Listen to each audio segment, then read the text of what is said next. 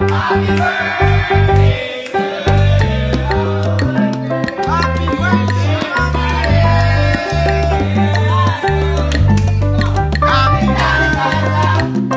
Isang makulay at punong-puno ng saya at pagmamahal na selebrasyon ang nangyari sa ika-50 kaarawan ni Vice Ganda, isang milestone na hindi lang basta bilang ng taon, kundi simbolo ng tagumpay, katatagan, at walang kapantay na kasiyahang naibahagi niya sa milyon-milyong Pilipino.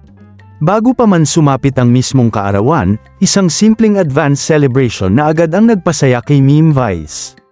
Kasama ang malalapit niyang kaibigan sa industriya tulad nina Piolo Pascual, Ryan Bang, Darren Espanto, at Donnie Pangilinan, naging puno ng tawanan at kulitan ang gabi. Makikita sa mga ibinahaging videos ni Ryan ang tunay na saya, walang arte, walang script, puro genuine moments ng pagkakaibigan. Habang tumatagal ang selebrasyon, tila mas lalong nagiging espesyal ang bawat sandali. Hindi lamang ito simpleng birthday party, isa itong paalala kung gaano kalawak ang naabot ni Vice, mula sa entablado hanggang sa puso ng kanyang mga kaibigan at fans.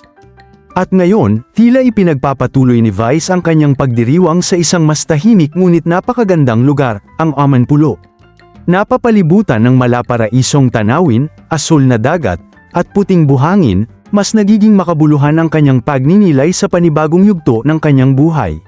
Sa gitna ng lahat ng kasiyahan, isang simpleng mensahe ang tumatak sa puso ng marami, ang birthday greeting ng kanyang partner na si Ayon Perez. Walang magarbong salita, ngunit dama ang lalim ng pagmamahal. Happy birthday, mahal! Salamat sa lahat. Lagi lang ako nandito para sa'yo. Sa simpleng linyang yon, makikita ang tunay na kayamanan ni Vice, hindi lang tagumpay at kasikatan, kundi ang pagmamahal na totoo at walang kapalit.